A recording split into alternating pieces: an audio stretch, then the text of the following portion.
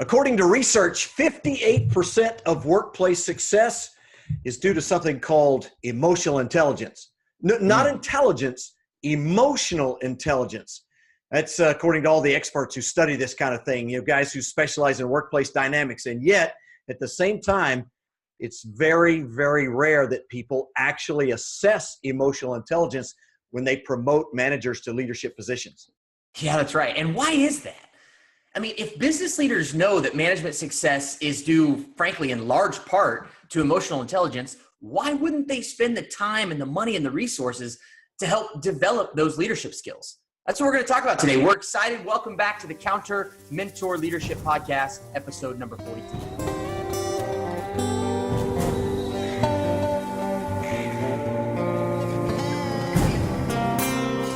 Hi, I'm Kelly Riggs. This podcast is about leadership, but not just any kind of leadership. Counter-mentor leadership, which is our approach to dealing with the chaotic four-generation workplace. It's leadership that works, not theory or hypothetical models. That's the challenge.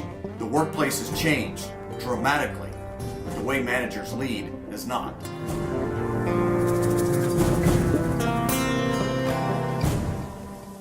I'm Robby Riggs. The problem is ineffective leaders. Research shows that as few as 1 in 7 leaders are effective.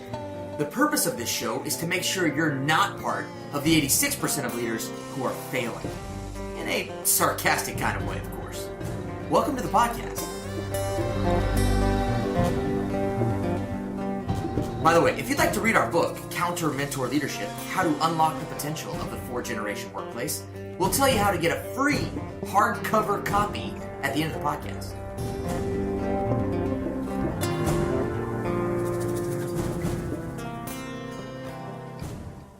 Hey, welcome back. We are so excited to be back. It's the Counter Mentor Podcast. Pops, we've been gone for like 4 or 5 months, and we're excited to tell everybody that we are now moving forward, going to make some changes to the pod. This is going to be the Counter Mentor Leadership Podcast moving forward. We've been out celebrating the large, massive success of our book.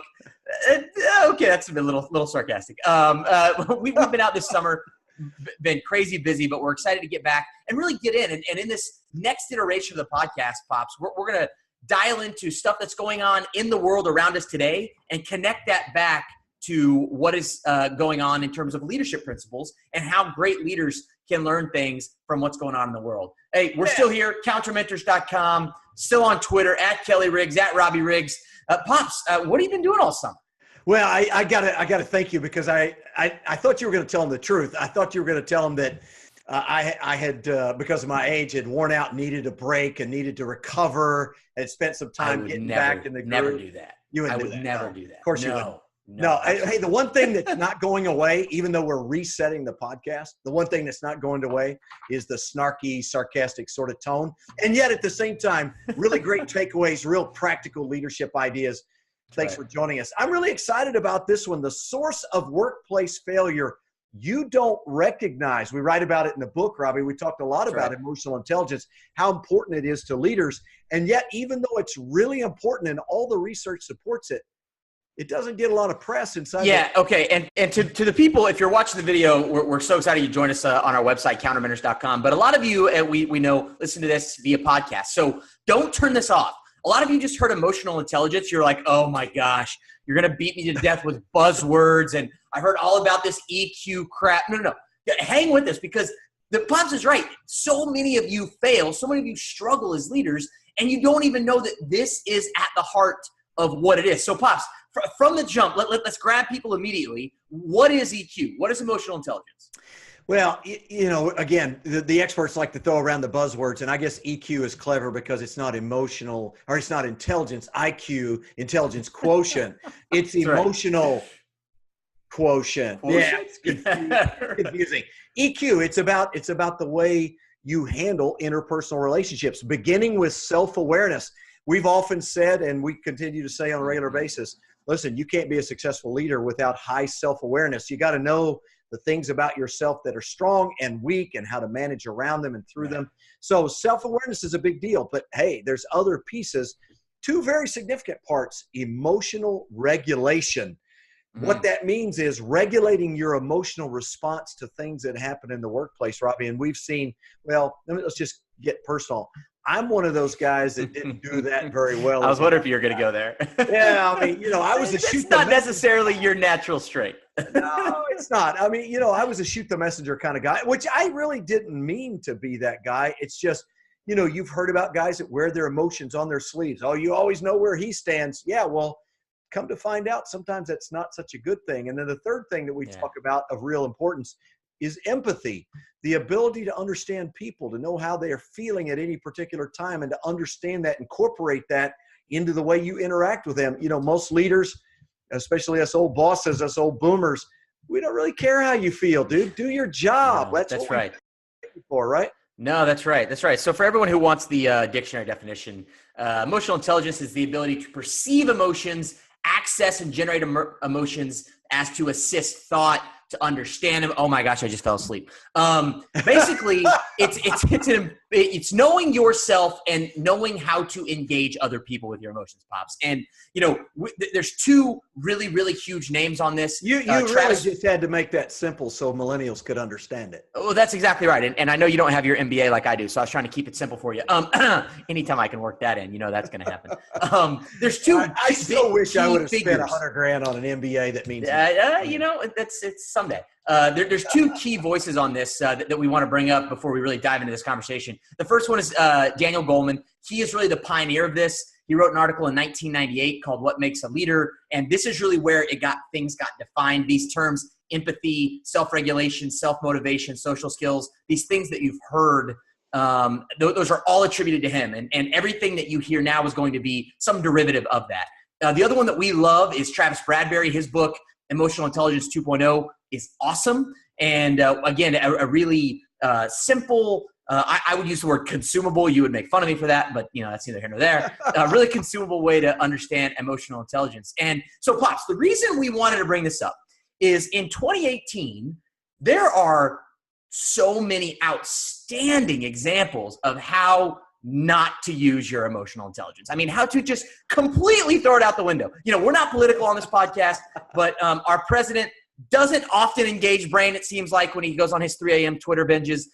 These athletes, most recently Odell Beckham Jr. and Jimmy Butler with this whole trade thing. I mean, we're seeing all of these guys. And my question to you, I'm one of these elitist New Yorkers now. Let me button up my top button here. I would tell you, Pops, well, they have a right to show their opinion, and they can be whoever they want to. How do you respond to that person? Well, this is really interesting. I mean, a lot of this got started in the NFL last year, the whole kneeling controversy and all that. And you could make the argument that falls within the domain of emotional intelligence, because most people would say, hey, listen, we understand that you want to protest some certain conditions that you believe exist and you think need to be addressed. Totally cool. But why now? Why here? And do you not understand how that impacts people? Well, the minute people start to respond to that, instead of saying, hey, you know what? Didn't think that through, actually, because I feel very strongly about it. I thought I would do it in a public forum that would gather people's attention. But now it's adversely affecting the very product that I believe in, the National Football League, blah, blah, blah. Instead, it's like, yo, dude, that's my right. I'm doing it on purpose. Because, well, okay, great. Well, then don't complain when you get blowback, because that's what happens with emotion. Man, you're so right. And the first of many, many statistics we want to share with you today, Bradberry's company, who wrote the book Emotional Intelligence 2.0, he founded a company called Talent Smart. They did an assessment of over 2 million workers. Okay, huge study, 2 million workers, and just 36% of people are able to accurately identify their emotions as they happen. So let's start there. I mean, people can't even communicate and articulate how they're feeling, what's going on. And if the jaded millennial in me would say, see, boomer, you didn't teach us how to process our emotions. And then you, the boomer, would say, well, the greatest generation of traditionalists didn't teach us either. They didn't teach us either, yeah. Right. So we can't even identify and articulate our emotions. So then we react in scenarios, and whether it's taking a knee or it's a tweet or it's, insert forum here. And in 2018, by the way, we have so much more access and the ability to reach so many more people that I think that this is just under a microscope, that we really, really struggle at this, have struggled for a long time. And now as the younger generation, the kids come into the workplace, we're not going to take it. If you can't connect with me, you can't engage me, I'm out. And that all starts with emotional intelligence. Yeah, it really does. And the challenge that you're faced with is that, again, to go back to your question, we're in a society that says, hey, I can do whatever I want. If I want to protest, if I want to speak up in the workplace, if I want to, you can't criticize me. You're a hater, you're judgmental, yada, yada, yada. So you get labeled either way you go. Listen, so we're not trying to make a political statement. We're not trying to. By the way, we have no problem with people having their right to protest. We have no problem with the people. That's not. If that's what you're hearing, you're missing the point. You're missing the point. The point here is, don't be surprised when there's blowback, because emotional intelligence is about understanding how your actions and your response to actions impact other people. So we're talking about in the workplace. You know what we know? Bradbury's research at Talent Smart is very clear. 58% of your success in the workplace will be in large part due to your emotional intelligence. So simple question, son. Shouldn't you be willing to invest in improving those skills if you know it's going to dramatically impact your success? Well, people are going, yeah, but I'm such a great worker and I'm so smart. No, hey, I got bad news for you. There are no studies that correlate your IQ with your success. None. That's right. Okay? Actually, I have one right here. There was a study done at UC Berkeley of all the different PhDs at UC Berkeley, right? Very prestigious academic institution in California. They found that over the course of 40 years, this is a longitudinal study, that EQ was 4 times more powerful than IQ in predicting who was going to achieve success. So this whole thing of EQ versus IQ, it's no longer a debate. We know that EQ is the driver, the predictor, and yet people are still shocked that people get mad if you call them names on Twitter. It blows my mind. Why are you surprised by this? I don't understand. And it doesn't matter if we're talking about athletics, politics, or the workplace. Leveraging your EQ, your ability to connect with people. We say that leadership is the art and science of getting stuff done through other people. And that means you have to connect with other people. And your EQ is what enables you to connect and communicate that vision, the strategy, the plan, and then drive and motivate others to make it happen. It all is about your emotional. Yeah, and listen, let's talk about Jimmy Butler. I mean, if you're not a sports fan, this is going to be relevant. So don't tune out because it's about sports. Jimmy Butler's a basketball player for the Minnesota Timberwolves. He's not happy. There's somebody else on the team getting the big money that he thinks he should get. Two people getting big money. Two people, yeah. And he thinks he, should get paid. And now, he wants to get traded. So he goes out and he blows up a practice a few days ago and says a bunch of things. And now it's hot topic A on all of sports radio. You know what? Which, by the way, he hadn't been at practice in weeks. He had been holding out of practice. Yeah, and then he just shows up. Right. But, my first inclination now, 20 years ago, I'd have been all over him and, what kind of guy does that, blah, blah, blah. Not a team guy. Yeah. You know what my first thought process is today? Boy, that leader must be really ineffective, that he got to that point where he feels compelled to do things that I think in their heart of hearts, most people would go, of course he has the right to do it. But was it the right thing to do, smart thing to do? You'd have some cynics that would go, oh, yeah, he's negotiating in public and he's going to get what he wants on. Great. But listen, here's the reality. He blew up the locker room. Yes, and here's the thing. The talking heads aren't talking about that. They're not talking about what is Tom Thibodeau, what role does he play in this? And remember, Jimmy Butler and Tibbs, who is the president and the head coach of the Timberwolves, knew Jimmy Butler from Chicago. One of the reasons that Jimmy Butler wanted to go there was him. And in the most recent interview, Butler had said, look, I've been talking to Tom Thibodeau, who he calls Tibbs. I've been talking to Tibbs all summer about this, and they're not being honest with me. They're not being open. So we're seeing there that his leader is not engaging his emotional intelligence in that negotiation. And you know what's really interesting about it is Thibodeau was such a good coach, a player's coach, reportedly, a guy that connects well. I'm wondering if in his new role as GM and coach, did that change some of those EQ dynamics, right? Now, suddenly I got to be the guy who treats people differently in other ways and that kind of thing. I mean, to me, the first place we've adopted a long time ago not in some small part due to the book, Extreme Ownership, and our experience with Jocko Willink and Leif Babin when we went to their leadership seminar, but every issue is a leadership issue. Yeah, we can blame the players all day long, but really what we need, or the employees or whomever, what we need is stronger leaders in terms of emotional intelligence. If you're listening to this, we're not just getting on this to talk about it and to entertain you a little bit. Listen, this is a critical piece of who you are as a leader.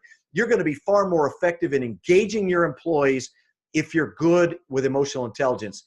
And that means, by the way, if your engagement level is higher with your employees, you're safer, you're more productive, you have less turnover, you're more profitable, you're better with customers. So this is not some esoteric thing.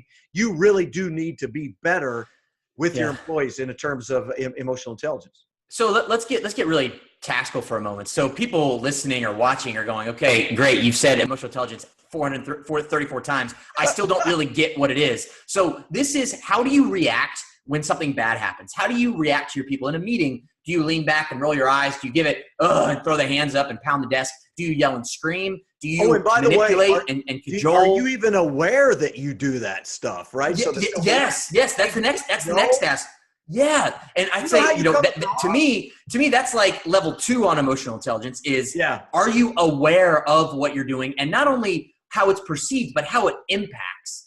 Because remember, we all love to say, well, I'm an individual, I can do what I want. Well, fine. I'm not here to argue that. If you want to make a jerk of yourself and look like an idiot, that's your choice. However, do you understand how it impacts other people? Do you understand how other people perceive you?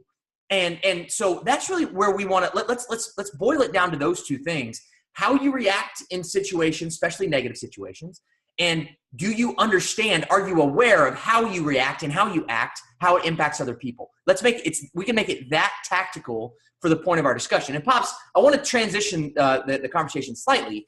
There was a recent study done that found that executives, leaders who lack EQ were very rarely rated as outstanding on their annual performance review. But more importantly, their divisions underperformed by an average of almost 20%. They are not producing results, which is the point of leadership. So my question to you, you've owned multiple businesses, you've ran large sales organizations. Why don't companies invest in teaching EQ? What are we missing? This really is the $64,000 question, isn't it? I mean, it's the gurus and the pundits have been telling us we're in our second decade easily, that we understand that these things are critically important. But when you get it down to the level where we've got to make a decision about training, about development, about changing our hiring practices, you and I hear over and over and over the same things. Well, you really can't measure soft skills. We really don't have time to train on communication and blah, blah, blah, because we've got to learn our software. We've got to learn this. And oh, by the way, we just don't have time, Robby. We don't have time to do it. We understand that, I get it. Or my other favorite, well, we have a bunch of engineers, and that's just not the kind of people they are. They can't do that. Or they're salespeople. So another study as part of all this is, you have this one. It's 10%. 10% is attributed to your personality. 90% of EQ, 90% is learned, right? Those are behaviors that are learned. Let me make this easy for the boomers that are listening, because, they get caught up on all this. Okay, pay attention, boomers. 10% of emotional intelligence is probably based on who your parents were, okay? 90% of it is learned behavior and can be changed. So don't give me that nonsense. Oh, that's just the kind of person I am. No, you can change the kind of person you are. You can become more empathetic. You can become more aware. You can change the way you respond to those situations in the workplace. So I'm not buying it. The thing about it is the numbers are in, the research is clear. If you want your leaders to be more effective, and by the way, that means you're going to make more money and be more productive and all that, then this is something that's critically important. The reason they don't, son, you're because you have an MBA, you're aware of the term cognitive dissonance.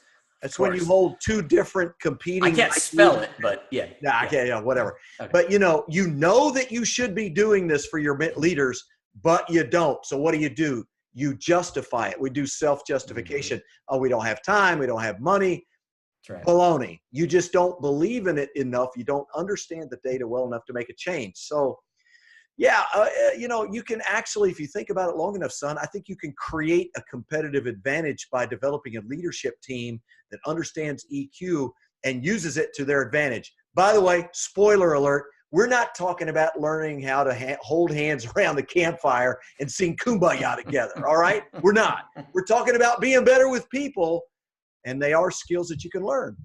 Which, by the way, your customers are people. Your vendors are people. Oh, stop it! I mean, come on! Like we act like this is some stupid HR thing that we have to go to. It's mind-boggling. I mean, we know this stuff matters. We know that it's a driver of high performance, and we've seen it over and over and over in our personal experience and with clients that we work with. And we focus on this stuff. We teach it. We develop it. By the way, we measure it and we show that it has an impact in terms of engagement, profitability, productivity, safety, all that.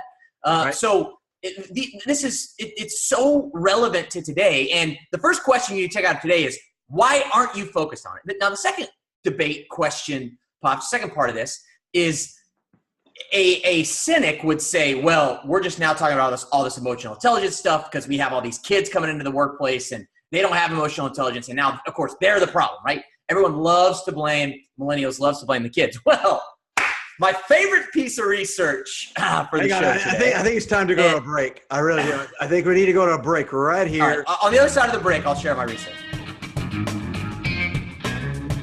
Hey, it's Robby. People often ask us if we work with companies, do we actually train leaders and train management teams, or did we just write a book? Well, of course we do. You can find all the details and more of these podcasts at countermentors.com. Or for more information, you can send a message to kr@countermentors.com. All right, we're back from the break, and thanks for listening in. Again, it's episode number 42, The Source of Workplace Failure You Don't Recognize. And before the break, Robby had some meaningless statistic he wanted to share. We've decided to skip over that. Very important. Stop it. I'm leaning into the microphone. This is really important. Oh, here we go. Let me guess. It's going to be some piece of nonsense that says millennials do it better. Am I right? HR Magazine in the United Kingdom, a very prestigious, a very reputable they're not magazine, from this both country. online and in print. Validity. They're not from and I'm just gonna quote this. And again, this article, as all of our sources, will be on our website. I'm gonna quote this. Younger people have a higher emotional intelligence in the workplace than previous generations, according to Dr. Linda Shaw, cognitive neuroscientist and business psychologist. Yeah, you want to read the rest of the content? Mic drop. Now, listen, if you're listening to this, Young Sun is trying to make millennials look good, but if you read the whole article, it's a crock because this neuroscientist says there's business psychologist. There's no research that says this. It's just my opinion based on what I've seen. Well, let me tell you what I've seen. Millennials don't have any emotional intelligence. They're terrible at it. I don't have any research for it, Robby. It's just what I've seen. I had to throw this one in here for everyone who is listening and laughing out loud. Yes, this is why I wanted to include this quote, so we could have a Pops classic boomer rant. Okay, no, but in all seriousness. Yeah, it's called #truth, but whatever. In the workplace today, why this is, in my opinion, why this has become such a more discussed topic and why it's so much more important is two reasons. Number one, with social media, the platform that everyone has, things get out quicker and things are torn apart, magnified, beat up, Monday morning quarterback, all that and more. But more importantly, the younger generation, millennials, and now with Gen Z entering the workforce, we don't care that you're terrible. Okay? We don't care. We don't care. You want to know why?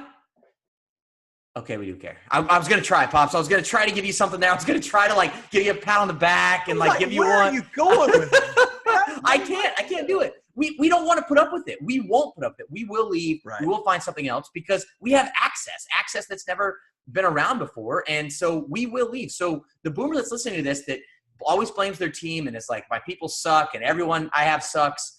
Look, you got to start looking inward and you got to start looking and understanding that EQ is a huge, huge driver. Yeah, so it's those two things, platform and the younger generation. Absolutely. And, and listen, here's the thing. We don't really want to come on here and argue about, do boomers do it better? Do millennials do it better? We could argue for weeks. You'd get no conclusion. That's because in both generations, there are people who do it well and don't do it well. Some millennials Absolutely. Are terrible at it because they're doing all their relationships on a cell phone.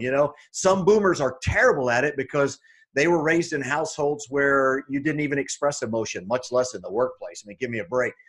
Right. That's not the point. The point is that if you want to be a great leader, pay attention. Being good with people, having self-awareness and the ability to control your emotions and to be empathetic about your people's situations will make you a better leader. Now, is it a substitute for competence? Nope. Does it mean you don't have to create good results as a leader because, you can, make people feel special? Nope. They're both important, right? That's right. Results are really important.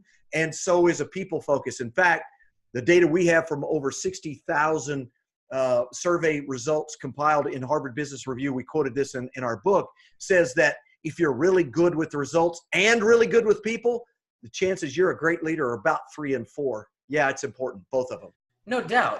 And there was a recent study by Gallup that found that employees who have managers that have higher than average EQ are 4 times more likely to stay in their job than their peers who have a manager that has a lower than average EQ. So we know this stuff matters. And so tactically speaking, look, this takes focus and intent. It takes you being intentional about connecting with your people, which, by the way, is what the whole book was written about, right? Our whole book, Counter-Mentor Leadership, is written on the premise of you connect with your people, you own the relationship, you understand their perspectives, but this takes time and intent. And Pops, let's be real. Most of our boomer leaders, our Gen X leaders, our millennial leaders, we don't have time. Like, how in the world am I going to carve out time to connect with my people, right? Tell me why I should do that. Why should I care? Yeah, and why should I invest that time? I don't know why you should be invested in your people. I mean, after all, it just makes you more money and, makes your customers happier and all the things we talk about. And again, can you be demanding? Can you be high performance and still have great EQ? Absolutely. In fact, we would tell you you need both or you're not going to be effective. Okay. Most of you got promoted because you're good at getting stuff done. Now it's time to get stuff done through other people, as Robby alluded to earlier. That's leadership. That's the way it works. I talked to someone today, the day we're recording this podcast. I talked to someone today and they said, I worked at my last job for 3 years and my boss, not one time did that individual come into my office and say, thank you, you're doing great work. Not one time. Now, how could you have so little awareness as not to understand that people do better work when they feel valued and appreciated? You had to have been talking to a millennial. I mean, these snowflakes, they need recognition and pats on the back all the time. They can't just do their job. I pay them every Friday. Is that not enough?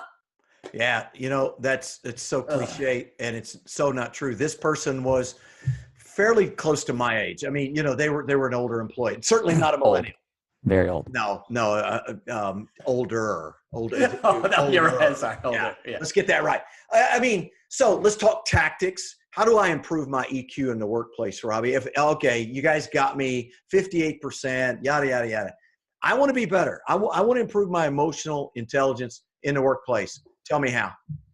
Yeah, first and foremost is you have to have an understanding of who you are and how you're perceived. And now, again, this is a crazy idea, but there are really 2 ways you can go about doing this. Number one is ask your people, right? Have a dialogue with people around you and people you trust, people that work for you, people you work with, and ask how you perceived. What are things that you could do better at? What are your strengths and weaknesses? I promise you, if they're honest with you, you're going to have light bulbs go off. The second thing is just Google emotional intelligence assessment. I mean, there are hundreds of them. And it can at least, even if it's not great, it will give you directional information and insight into what are the areas I need to work on.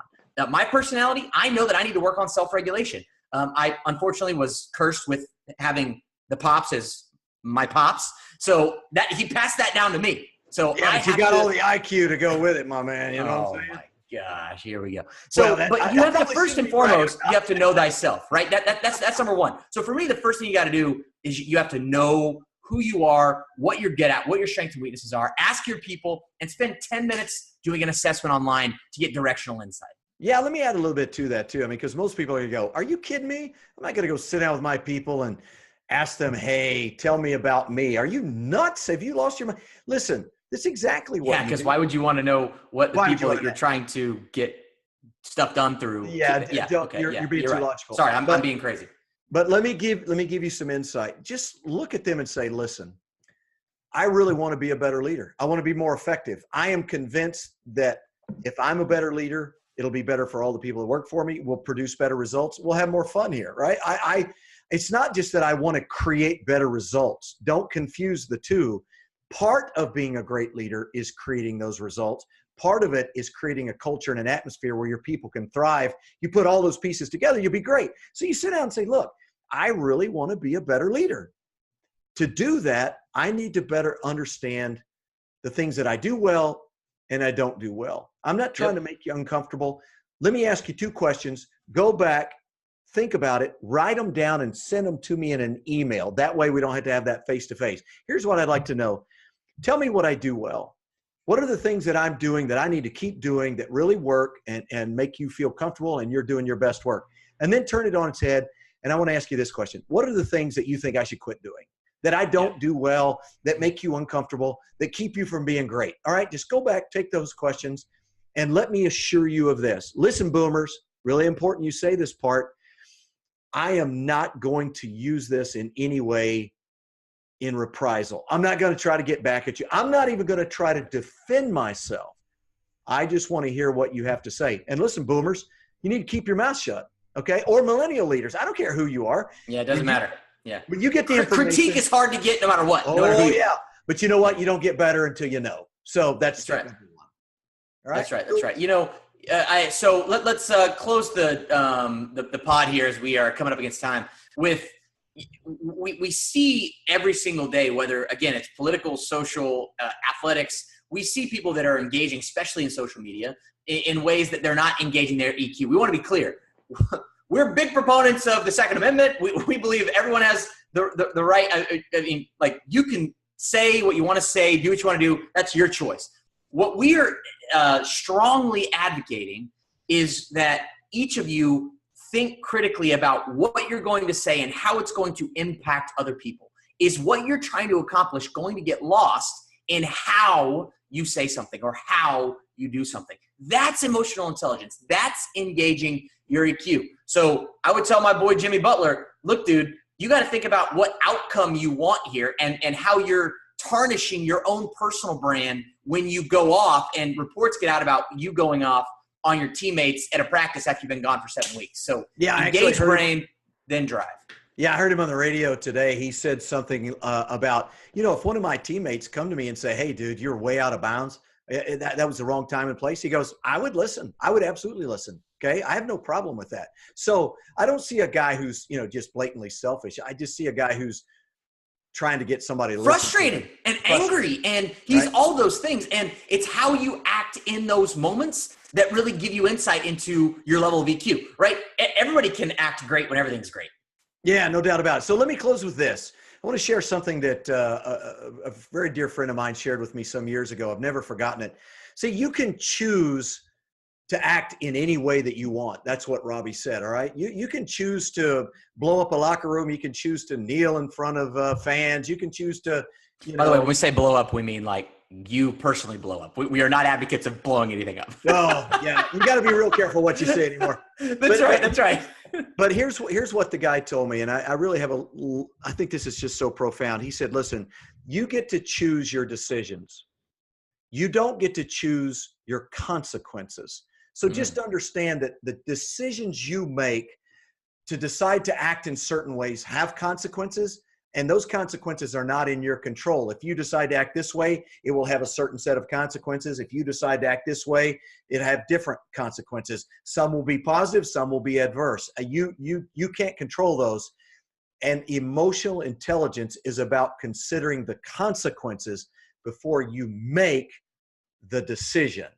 That's really what it looks like in the workplace. Hey, that's going to do it for episode number 42, Rob. Hey, I think it's been a good one. The source of workplace failure you don't recognize. Again, don't forget 58% of your success as a leader in the workplace is due to your emotional intelligence. you're probably ought to work on it. Read the book. All the resources we've talked about will be on the website for this episode. Follow us on Twitter at Kelly Riggs, at Robby Riggs, and find all of our past episodes, not only on iTunes, but at countermentors.com. We'll see you next time. Be good.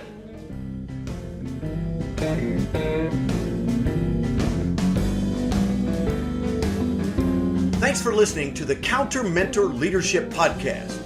If you like the show, you can give Robby a trophy by going to iTunes and posting a review of the show. Reviews help the show get noticed. So if you post a review, send us a note, and we'll send you a free autographed hardcover copy of the book. Just make sure you say something nice to build up his little self-esteem. By the way, you can find our book and previous podcasts at countermentors.com. Make sure to follow us on Twitter and Facebook. Opinions expressed by guests may not represent the opinions of the hosts.